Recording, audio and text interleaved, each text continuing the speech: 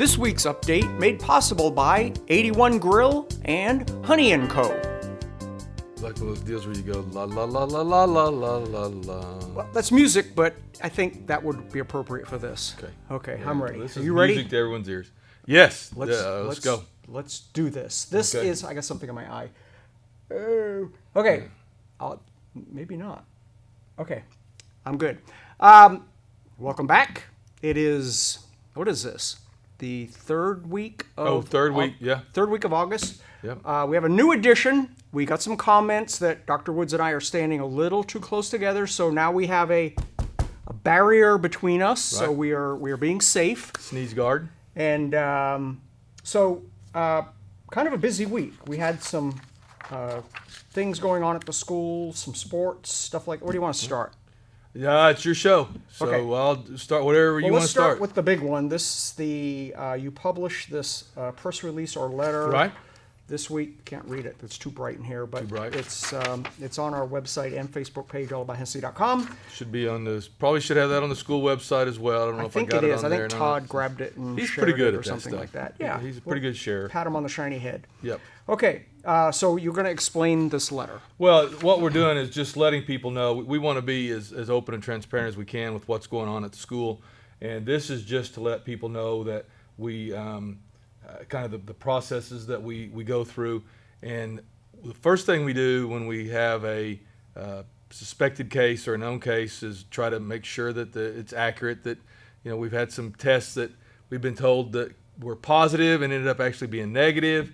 That's better of the two than to say someone had a negative and ended up being a positive if they'd been back in school. But this just kind of talks about how we move forward with our processes.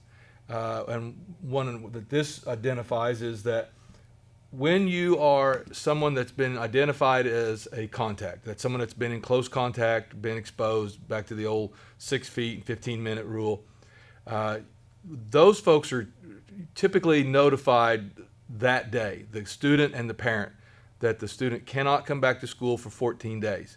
And now, again, we kind of jump around a little bit because the 14-day thing is new. We use the CDC guidelines as our baseline. That's where we get our guidance from, because that's the one recognized universal source. And so there's two things basically they say, and that is that somebody that has a close contact has to be gone for a full 14 days now.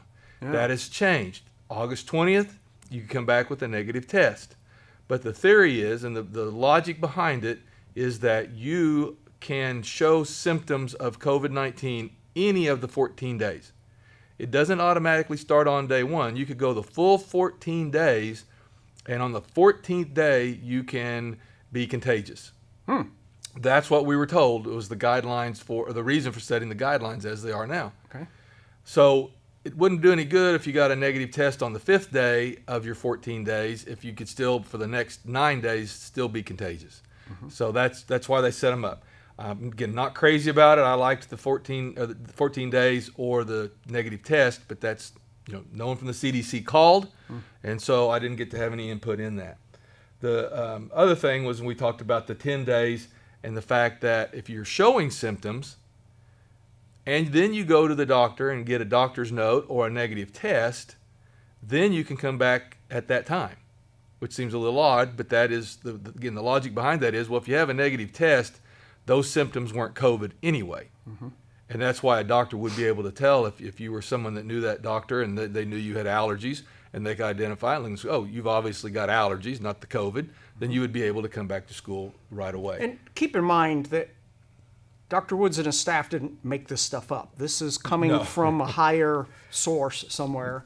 Not even the board members made this stuff. This is stuff that we were handed, and we're supposed to apply it and interpret it as best we can. And so that's again what was in this letter. And one other thing is that while we contact anybody that's affected immediately, usually that same day, sometimes some of this stuff develops after school is out. And we had situations where we have kids on buses and things where we can't reach them and can't reach a parent. So sometimes it's the next day, but for the most part, it's the same day. If you are affected, immediately. In general, for the rest of the parents and guardians and kiddos, we send out we're trying to figure out what the best timing would be, but we also send out a general all call where you should get a phone call and a email that talks about the fact that we have, like right now, this end of this week, as of the 26th, we have 3 positive cases of students in the elementary, and we have 1 positive case of a student in the middle school. And that's really all we can say to not be violating FERPA, and there's really no reason for anyone to know more than that about a kiddo. But that lets people know where we are standing and where the count is, and we will try to keep that updated bi-weekly, weekly. We're not sure. We're working through that process. Okay, very cool. And so that's what the intent was there for that letter. Oh, and by the way, all this, everything he was just talking about is in this letter that's on All About Hennessy's Facebook feed, allaboutHennessy.com, and the school's website. So you can go and read this in detail. You know, I spent a lot of time at the school today doing a shameless plug. We're doing a We're Going In video about the school and about everything we're talking about here.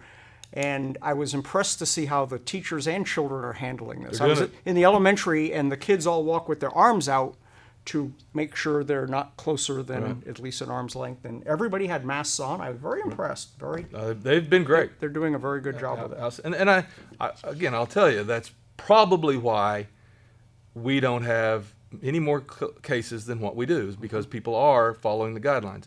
We're getting a little bit of blowback about, well, okay, if you're going to be a close contact anyway, and you're in the classroom and you both got your masks on, why do we even have them? And again, it's a preventative thing. It's not a cure-all. So I've got a couple great analogies, but one of them I was saying, does anyone you know what the movie with Clint Eastwood, Outlaw Josie Wales? Yeah. Okay, so you know how he chews tobacco and he spits on that red dog's head? Mike likes old movies, by the way. Yeah. Okay. Well, because I am old. Yep, so that's true. Current movies to me. Good. Old movies to younger folks. Good point. Okay. So like that poor old dog, he keeps spitting on his head, and it kind of reminded me of my granddad would send my uncle. And I have an uncle that's just a year older than me. He'd send us down to Coles and Barker to pick him up some beech nut, and we'd always get an RC and some peanuts when we were down there. And but anyway, that had nothing much to do with the story. It's just something I was remembering. And so in the movie The Outlaw Josie Wales, Clint Eastwood would spit on that red dog's head. Right. So the full amount of spit hit the red dog because neither one of them were wearing a mask. So if we should put a mask on that red dog's head, or a hat. Well, yes, we don't really. We're talking about masks, though. Yeah, okay. Exactly. All right. Sorry. So we don't encourage people wearing hats. Okay. In the school, we actually discourage that quite a little bit. Miss Avila does, especially. She's really diligent about that. But so the red dog, when he gets spit on, he gets the full amount of spit. We put a mask on. Some of it's going to be deflected and not hit him. If we put a mask on Clint before he spit, a great deal of the spit would have been stopped and less of it would have reached the red dog, so the red dog would have had less chance of getting spit on him. And that's the mask principle. If neither one of us have a mask, the full amount of expectorant is going to reach each of them, whereas if both folks have a mask, it's going to stop most of it. Right. Not all of it, but most of it. That's why we do masks, and then that's why we social distance, and then that's why we sanitize hands, and then that's why we wash our hands frequently and disinfect the rooms. All of it adds up to where we hopefully will stop the cases. Perfect. No one thing does everything to stop the COVID. So understand. Very good. Again. So, all right. The other thing. I was going to use Blazing Saddles, but I couldn't find anything. No, we can't. I couldn't find anything good in Blazing Saddles to use as an analogy. That's a great movie, though. I have a couple comments based on this letter that was posted. The first one was, and I won't say names, but whoever wrote them, you'll know it's yours. All of the safety measures in classrooms mean nothing when the kids are jammed into buses with 3 to a seat or standing room left only. And Mike's phone is ringing. Yes, so should I go shut it off or? Go kill it. Go ahead, I'll wait. If I had a joke, this would be a good time to tell the joke. And I left my phone in the other room, silent, by the way. So I guess it wasn't the fire department calling or anybody. It was not. Okay, good. We're good. Yeah. So anyway, so this person is concerned that you're taking all these precautions in school, but then you're cramming them on the bus with the plunger and sending them off. Well, again, I'm not on the buses. I do check on that with our transportation manager, and again, I think there is a pretty good amount of distancing, and they all should be wearing their masks. So, again, as you leave the room, everyone should have sterilized their hands, and I know we disinfect the buses twice a day. Now, if they would want to email me with a specific bus or a specific driver that I could relate back to the bus, I can check on that. But we have. Originally, the plan was, while we added an extra bus route, was to spread the kids out as best we could. Now, some of them may start with a large number of kids on the bus, but they quickly are let off, so they'd be under there less than the 15 minutes. Again, this is kind of a general statement, and so I can't really address it. If this is a concern, send details to Dr. Woods. Email here. Yeah, emails down here. So, So, and today I was actually getting ready to do some filming on a bus, and the bus was a little late because he was sanitizing it. Apparently you have a fogger or something. Yeah, it's one of those electrostatic misters, so it adheres to the all bus. The buses. That's pretty cool. I didn't realize. All of them do twice a day, when they get back in the morning and then when they get back in the afternoon. Oh, okay. All right, so this one, I'm going to slide this to you. Okay. Oh, I'm sorry. there we go. Forgot we had a barrier I'll let there. you read this one or Okay. absorb it and then answer that one. Okay, it says, so, okay, it actually says okay. Okay, so does everyone get the all call to let us know if student or teacher and which school, and only contact individuals, contact peeps to let them know they need to test and or quarantine. So only folks who are actually being told by the school they have to quarantine are addressed with that information. The all call tells people the general numbers, like the 3 elementary students and the 1 I get middle it. school Okay. student. Yep. The all call goes to the people that are directly affected. If you were not directly affected, you didn't get a call and your student's not in any danger. Danger is probably a poor word, but there's little chance of contact or spread. So the all call lets all the parents and guardians know where the cases were and how many they were, whether it was staff or whether it was students.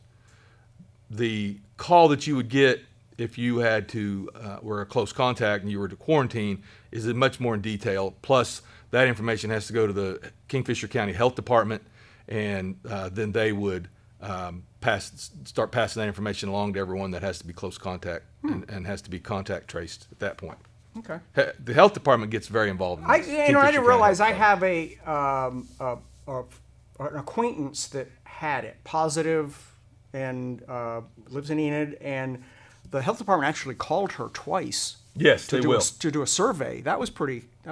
That's part of their contact tracing. Yeah. Yeah. The folks that, again, we're met the guidelines. They will get a call from the Kingfisher County Health Department. If you don't get a call from them, then just assume that everything is good with your kiddo. Yeah, cool. Okay. Do you have a list? And then I wanted to talk about my only thing was, again, these guidelines changed on us. So on the 20th, you could come back to school with a negative test. The 21st, you couldn't. Again, call us if you have any questions about them. The timing is really difficult because you have to go get a test. Well, then it may be 3 to 7 days before you get the test back. So then we have to go back a week. And so but that's when you were first potentially contagious. But then if you continued to come to school for 3 days, everybody around you's 14 days don't start till that last day of contact. So the person that actually had the COVID could be out of school much less than somebody who they came back too early, or they didn't let us know soon enough, and now their 14 days didn't start till much later. And then if someone in the middle of their 14 days starts showing symptoms, then it's 10 days from that part because you actually were only here because of close contact. already got it. Then Yeah. you had symptoms, so the symptoms now give you another 10 days. Or if you have a sister or brother and you have close contact, so you're home, and then all of a sudden they start showing symptoms. Well, now you're a close contact again, so you go from that date and you had another 14 days. It's not as simple as going day 1, Well, day 14, and it's not over. only that, they keep changing it, so you don't know what the scorecard is. Call us. Yes. If Call you have us. any questions at all, and if you're not feeling well, err to the positive and stay home. Yeah, and absolutely. then make a call. And I don't believe there's been a single phone call that I have not or email that I have not returned. If I've missed you, Kind of hit me important again. It's stuff. just because my Yeah. desk is a disaster and it's gotten buried unintentionally. Understand. This week is the first Hennessey Eagles home football Yeah. game. Well, and I want to apologize. When we looked at going to Crossings Christians last week for the scrimmage, we got a note that said there would be no. Thought I shut that the off. phone is ringing, and we're gonna have a how to operate your phone lesson here shortly. Sorry. Power off. Okay. Okay, I think we're good now. All right. Sorry. Resume. All right, so we had a note that said that there would be no fans. They didn't differentiate between any home or Between away. theirs and ours. Yeah. When we got down there, they had fans actually at the game. We would have never sent our kids down there into a red area if we had those parameters in mind. We only sent them down there because we felt like that the stadium would be empty, there would be no possibility of contact, and everything would be great. So again, I hate it that it worked out that way, and I thought it was very irresponsible on their part to not let us know that. So yes, this is our first home game. We're playing football, we're playing softball, we're playing volleyball. We intend to continue forward with our plans. Can't tell you how important it is to please social distance, wear masks, do all the guidelines. The consequences, there's 4 people who can shut down school. I think I already said that. It's the board, the state school superintendent, and the governor, and myself. And at some point, if the numbers get too far out of whack, that's a real possibility. We could lose our extracurriculars, we could lose our activities, and we could even lose the opportunity to come to school for face-to-face learning. And that's going to be dictated by the fact that we're not taking care of our own house and keeping it clean and avoiding the COVID. So please, like I said, if you're not feeling well, if you don't feel like you can wear a mask, or if you don't feel like you want to, please don't attend the game. We're streaming the game. Yeah, the beauty of the home game is the stadium has fiber, fast internet, so we're able to stream it, and it looks really good. So it's almost better watching it at home because you can see all the angles and hear the play-by-play and all that kind of stuff and see the score. So if you don't feel like you want to do the crowd thing, stay home. It'll be on. You can still watch the game. allaboutHennessey.com and Facebook page. Well, this is preliminary guidelines from Coach Hicks. Have not read through them, so I hope I don't embarrass myself. But it's for visiting fans in an effort to prevent community spread.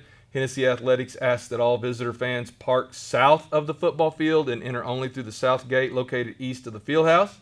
Encourage all fans to wear masks and sanitize hands upon entry. No access to the home concession stand. Visitors will be allowed to bring in their own food and drinks. There will be no access to home restrooms. Portable restrooms will be available just east of the visitor stands, and visitors will not be allowed to enter the field. Home fans, in an effort to prevent community spread, Hennessey Athletics asks that all home fans park north of the football field and enter only through the north gate located just west of the home bleachers. We encourage all fans to wear masks and sanitize hands upon entry. Concession stand and restrooms are available to home fans. We ask that all fans practice social distancing during the entry, while in the stands, while in the concession and restroom lines, and home fans will not be allowed to enter the field, meaning they can't go out on the actual field itself at the end of the game. Yes. Yeah. And also, I don't know how many of you saw the post. There's a brand new ramp for the stadium now, so we can get handicap and stuff like that up there. And it is by the ADA guidelines. very, very cool. It's hot in here. I'm sorry, I didn't turn the air on, and it's like 100 degrees in here. If you can tell, we're about to melt. So we should. Good thing we don't have those kiosks. So I think they're probably oh short. Lord, yes. No, we're not the temperature taking kiosks. They'd explode in here. Yeah. Is that it? I can't think of anything else. Just can't reiterate. Call, or text me, email Questions, email. Yep. And remember, I know it's really easy to, on the Facebook post, to just type a comment. But if you send that comment to Dr. Woods, email here, something will actually happen from it. When you put it on Facebook, it's just going to lay there until maybe I print it out and we talk about it here. Right. So, if it's something that needs action, call or email. Yep. Sounds good. Thanks, Mike. No, thanks, Jack. Love the. Yes, nice. We're going to install it on the salad bar later. Absolutely. Yes. See you next week. Thanks, Jack. This week's update made possible by 81 Grill and Honey & Co.